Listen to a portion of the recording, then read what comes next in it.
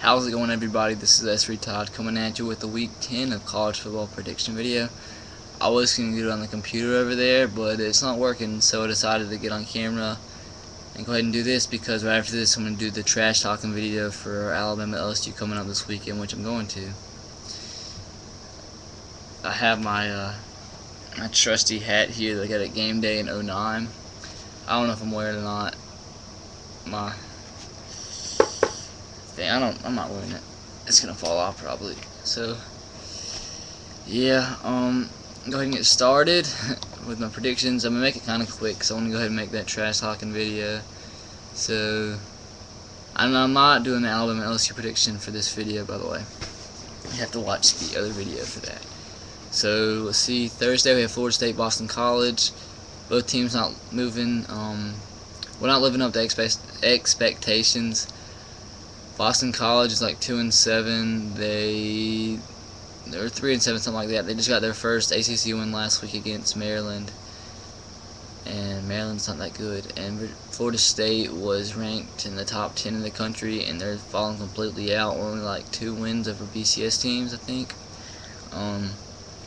This is going to be a defensive struggle, I believe. Even though it's at Boston College, I believe Florida State wins this game.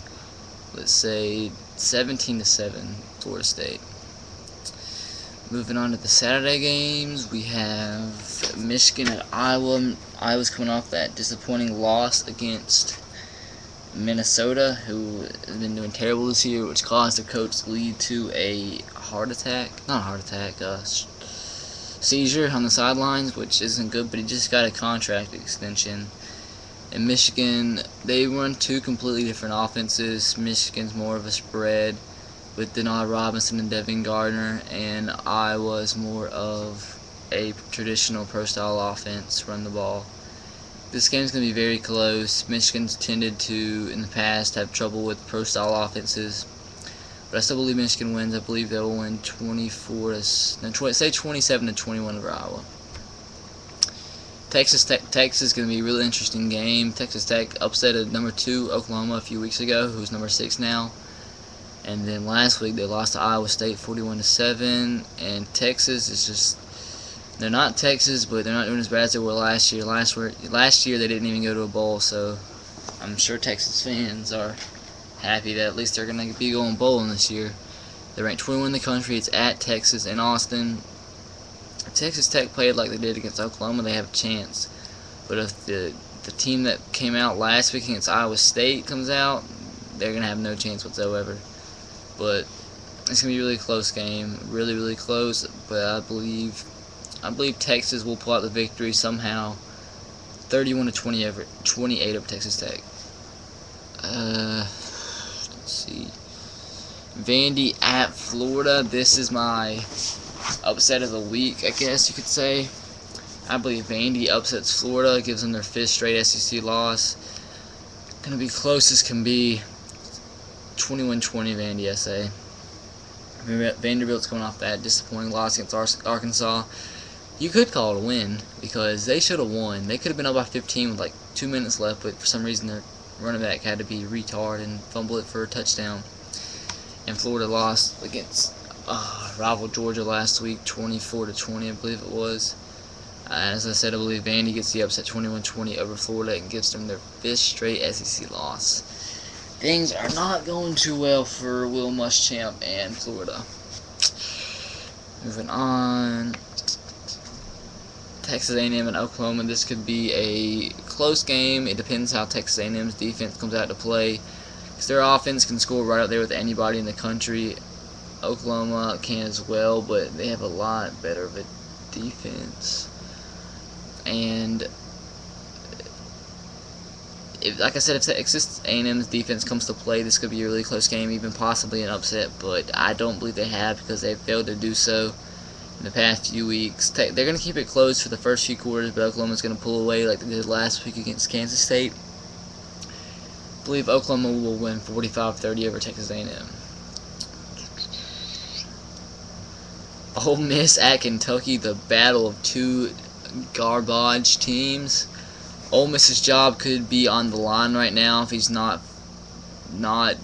basically fired as of right now. Well, he is, but if he loses this game, more than likely it will be. Ole Miss, Kentucky, both doing terrible this year. Both have just terrible offenses. Kentucky's coming off a loss against Mississippi State, who had their first win against any SEC opponent, which was Kentucky. Ole Miss is coming off a loss against Auburn, and I don't believe they've won an SEC game yet. But this game can come down to which offense doesn't suck as most. Morgan Newton, the quarterback for Kentucky, is completing only 30% of his passes against SEC teams and like 40% overall. I honestly don't know who's going to win. I give Kentucky the advantage. They're at home. I believe this will be a defensive struggle. Like I said, Kentucky will win 13-10 over Ole Miss. Moving on, Houston UAB. Houston wins 132-0 against UAB in front of 20 fans at Legion Field. South Florida at Rutgers, a big-time Big East matchup. Both teams doing pretty good this year, about average for a Big East team, but average for a Big East team probably means that you're probably going to be able to win the championship of the league and go to a BCS Bowl. The game's at Rutgers in New Jersey. B.J. Daniels leading South Florida in this game. I give South Florida the advantage only because my boy Antoine Posniak, linebacker, plays, I'm not sure, I think it's either, I don't know, but like third string linebacker, so shout out to him. And that's the only reason I'm picking South Florida in this game, and I believe they will win, let's say, 28-24 over Rutgers, really close. Cincinnati at Pitt. Pitt's coming off that win last week against Connecticut. They lost Ray Graham, I'm pretty sure, for the season. I really didn't hear anything about them, but it looked really bad. Cincinnati has one loss in the Big East as of right now. They're right there with West Virginia for the favorite to win the conference. Zach Collaros back for his senior year, playing great. He was a successor to Tony Pike, who left a few years ago to go to the NFL. Pittsburgh, if their offense plays good like they did last week against Connecticut, they should win this in a close one. But their stadium is so dead, and I believe somehow in some way Zach Collaros wins this game in a shootout. I believe Cincinnati will win 35-28 over Pittsburgh. Missouri at Baylor, the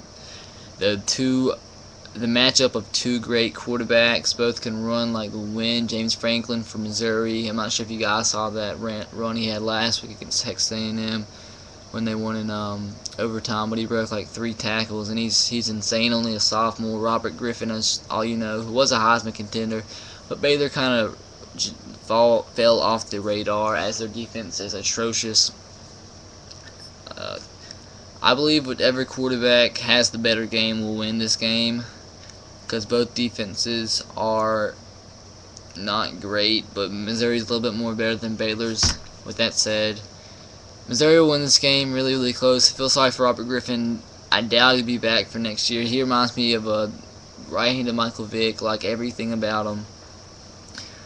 Can throw great, and Missouri will win this game. Shootout, let's say 42-35, kind of close, but they'll get the victory. Here's another game I'm just going to talk about because I think it's going to be pretty close. Mid-Tennessee at Tennessee. Tennessee has a bunch of players suspended down to like the third-string quarterback.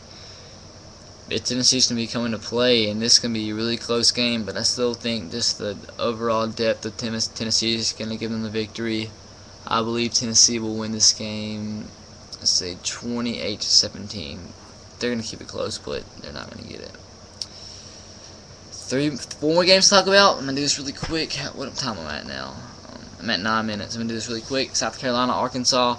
Arkansas is coming off that near loss against Vandy. South Carolina's down the second string running back with Marcus Lattimore out for the season. Down with Connor Shaw at quarterback because Garcia is gone for, was it that or that? I don't know. But he's off the team. South Carolina will not score enough points to stay with Arkansas in this game, even though it's at home for Arkansas, which gives them the advantage. So I think they have more of an advantage than South Carolina does. So 7 versus 9, Arkansas will win this game pretty comfortably. I say 31-20 over South Carolina. LSU Alabama, I believe. Just kidding, I'm doing that video after this video, so watch that.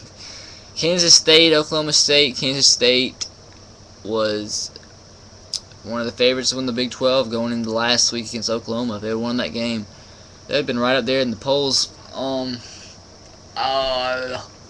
Kansas State, I like them, but they do not have enough firepower to hang around with Oklahoma State, who probably is a little bit better than Oklahoma is this year.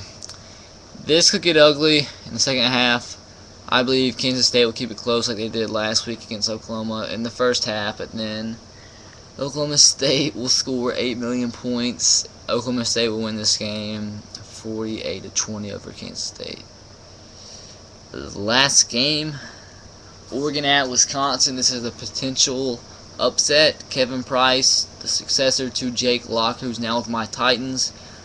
Hopefully he's a future quarterback for my Titans. Hopefully. Oregon is fast like they are every year. Darren Thomas got benched last week in like the fourth quarter. Some controversy surrounding that. Whatever situation happened there, they kind of played Washington State, the lowest, probably the worst team in the Pac-12, if not one of the worst teams in the country, year in and year out. They played them close. Oregon won like 48-28, which is pretty close to Oregon standards. I'm not sure if that was the final score or not, but it was really close.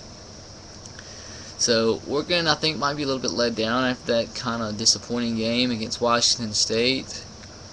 It's at Washington. With all that said, this game's going to be close. We'll come down to the fourth quarter. But I think Oregon has too much speed for Washington's defense to handle, and I believe Oregon will win this game in a shootout. Let's say 45-38 over. No, 42-35 over Washington. And that is it, guys. I'm gonna do the LSU Alabama video right after this, so go watch that and roll Tide.